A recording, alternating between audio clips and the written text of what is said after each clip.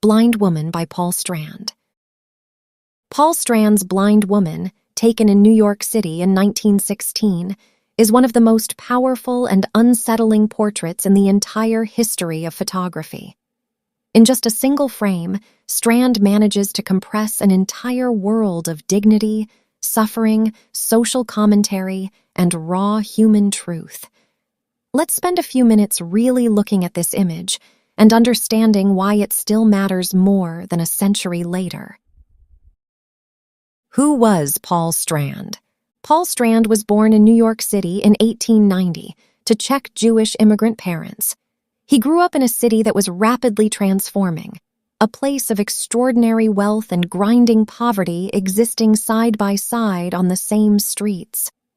As a teenager, he studied under the great photographer and social reformer Louis Hine, who taught him something fundamental, that a camera could be a weapon for truth. Strand went on to become one of the defining figures of modernist photography. He was mentored and championed by Alfred Stieglitz, who published his work in the legendary journal Camera Work, and who declared Strand's photographs the most important contribution to photography in years. Over a long career spanning 6 decades, Strand worked across the United States, Mexico, France, Italy, Egypt, and Ghana.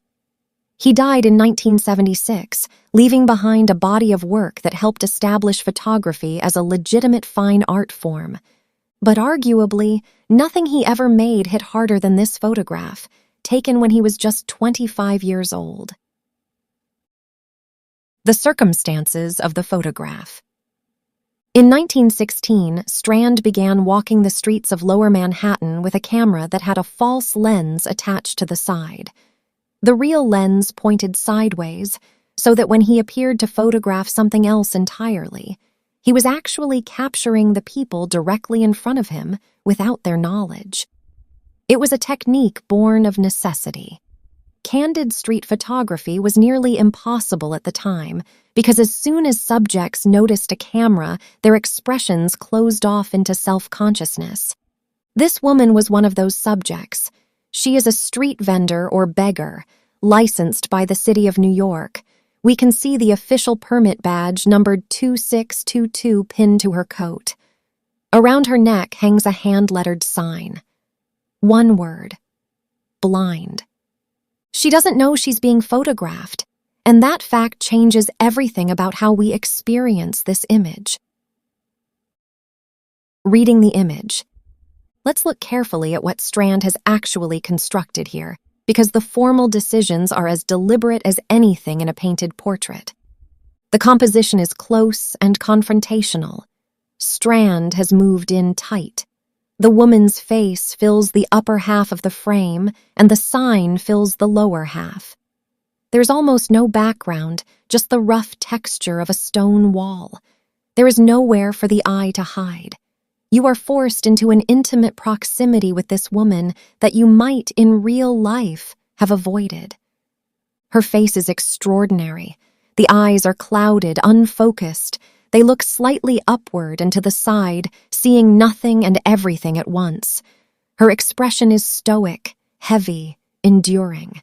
There is no plea in it, no performance of suffering for passing strangers. She is simply present, in the world, waiting. The deep lines of her face, the braided hair escaping beneath a dark headscarf, the weathered skin, all of it speaks to a life of considerable hardship. And then there is the sign, blind, in blunt block letters. It is at once a bureaucratic label, a social identifier, and something that functions almost like a wound made visible. The word reduces a complex human being to a single condition.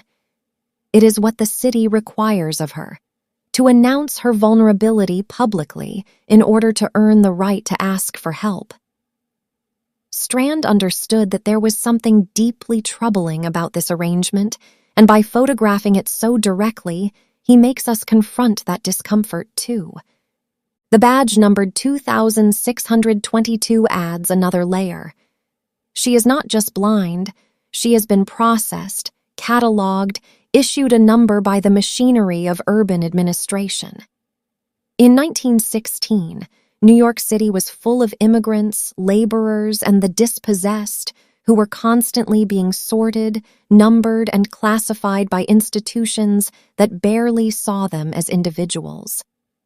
Strand saw the cruelty embedded in that system, and this photograph is in part a protest against it. Why this photograph matters. Blind Woman marked a decisive turning point, not just in Strand's career, but in the history of photography itself. Before Strand, much of artistic photography had been soft, painterly, deliberately impressionistic, trying to prove that the camera could compete with traditional fine art by imitating it. Strand rejected all of that. He insisted on sharpness, directness, unflinching clarity. He believed the camera should do what only a camera could do, freeze a real moment in real light of a real person, and that this capacity was not a limitation, but photography's greatest strength. This image is also a forerunner of the entire tradition of documentary photography that would follow. You can draw a direct line from Blind Woman to Dorothea Lange's photographs of the Great Depression, to Gordon Parks's images of segregation in America, to the great photojournalism of the 20th century. All of it owes something to the idea Strand demonstrated here, that a photograph of an ordinary, marginalized human being taken with honesty and respect can carry as much moral weight as any cathedral painting. A final thought. There is a profound irony at the heart of this photograph that Strand himself must have felt. He used deception, a hidden camera, to make an image about someone who could not see. She could not consent, could not pose, could not protect herself from his lens. Strand was aware of this ethical tension, and it haunted him. And yet the result is a photograph in which this woman is neither pitied nor reduced. She is seen, perhaps more clearly than almost anyone else in the art of her era. In refusing to let her be invisible, Strand committed an act that was simultaneously an intrusion and a form of profound respect. That paradox, the complicated ethics of looking, of bearing witness, of making art from someone else's reality, is one that photography has never fully resolved. And that is perhaps why Blind Woman, more than 100 years on, still feels so urgent, so alive, and so impossible to look away from. Thank you for watching. If you'd like to explore more landmark works of documentary and street photography, subscribe and join us for the next episode.